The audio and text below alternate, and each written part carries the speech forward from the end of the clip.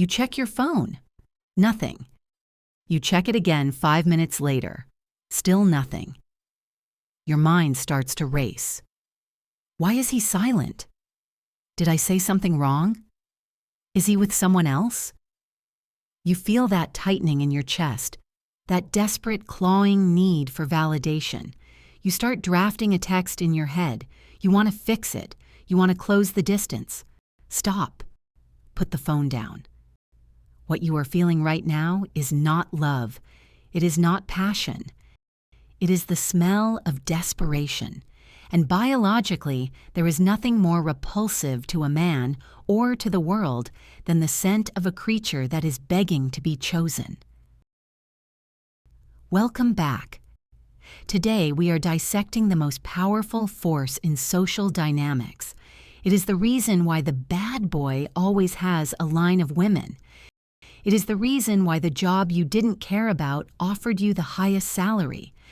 It is the reason why the person you ignore becomes obsessed with you. We are talking about the power of indifference. Most women think that to get love, they must give love. They think they must overperform, overgive, and over-explain. They are wrong. To attract power, you must possess power. And the ultimate form of power is the ability to walk away without looking back. Today, I will teach you how to master the art of not caring, not as a manipulation tactic, but as a state of being. Let's look at this through the lens of evolutionary psychology. Humans are hunters. We are wired to value what is scarce. We are wired to chase what runs away. When something is easily available, when it throws itself at our feet, our brain tags it as low value. Think about it. We do not value air even though we need it to survive. Why? Because it is everywhere. It is abundant. We only value air when we are drowning. When you are constantly available, when you reply instantly, when you rearrange your schedule to see him, you are becoming air. You are necessary, perhaps, but you are boring. You are killing the dopamine loop. Dopamine, the chemical of desire, is not released when we get the reward. It is released when we are anticipating the reward. It thrives on uncertainty. Will she reply? Does she like me? What is she doing? That question mark is where the obsession grows. But when you are anxious, you destroy the question mark. You give him the answer before he even asks. You hand him the reward before he has done the work. You become the sure thing. And in the history of human nature, nobody has ever obsessed over a sure thing. If you want him to desire you, you must create space. You must create a vacuum. Nature abhors a vacuum. If you pull back, he is physically and psychologically compelled to lean in to fill that space. But if you are always leaning in, you are pushing him out. This is physics. In sociology, there is a concept called the principle of least interest. It states, in any relationship, the person who cares the least holds the most power. This sounds cruel. You might say, but Margo, I want a relationship based on love, not power. Wake up. Every interaction is an exchange of energy.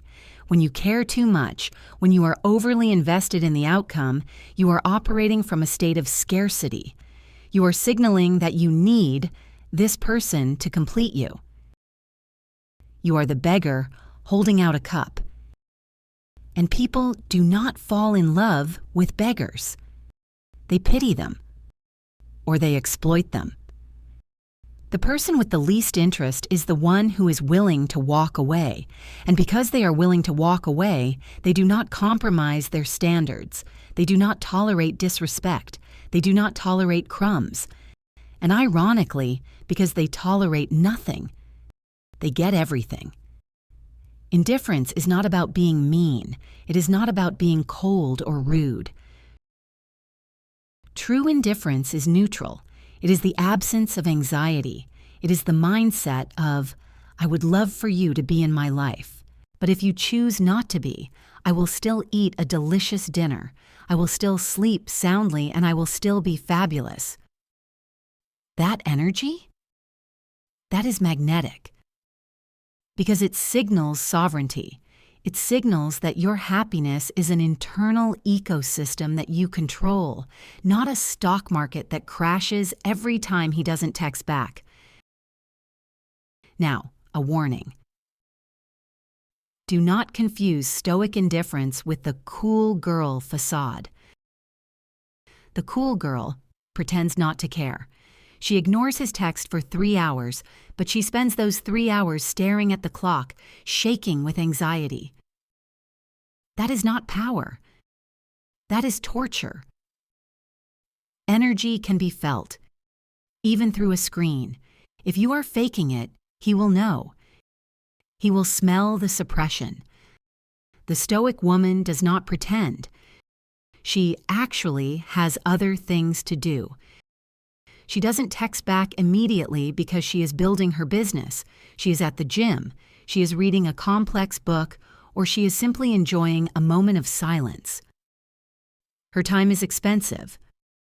Her attention is expensive. You cannot fake this. You have to build a life that is actually more interesting than the man you are chasing. If your life is empty, of course you will obsess over him. He is the only entertainment you have. That is pathetic. You need to diversify your emotional portfolio. If you invest 100% of your happiness into one man and that stock drops, you go bankrupt. But if that man is only 10% of your life and the rest is your mission, your health, your money, your friends, then if he leaves, it's just a minor market correction. You are still rich. So how do we execute this? How do we turn this philosophy into action? I am giving you the 3 laws of detachment. Start using them today.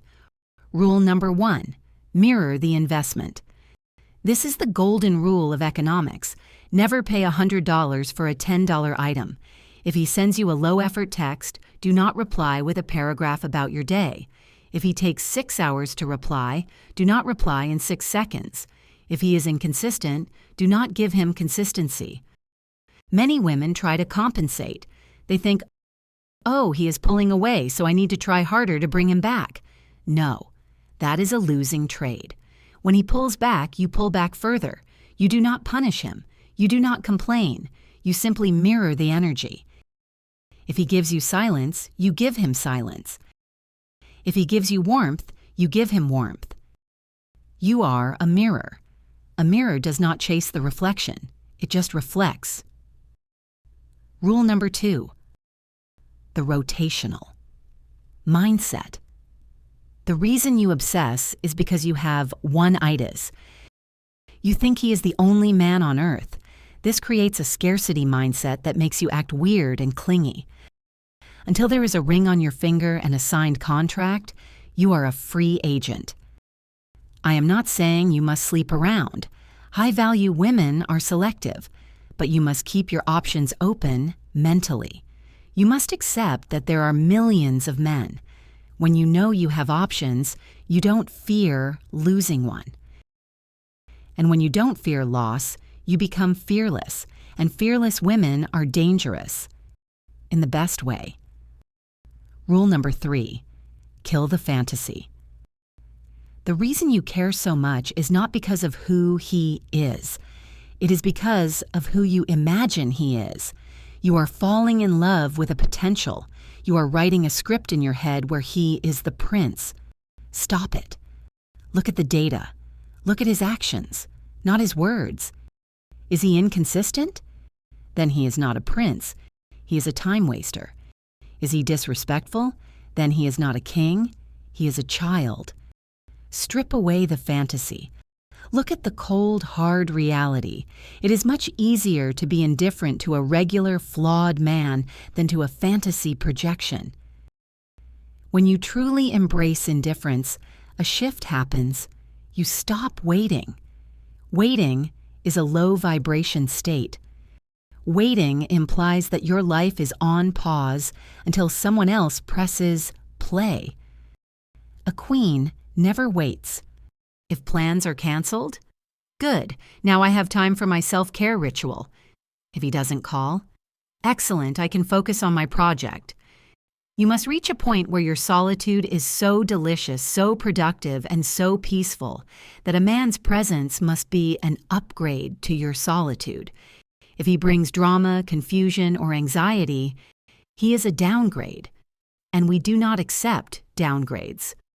Let me be clear, indifference is not about having a cold heart. It is about having a guarded heart.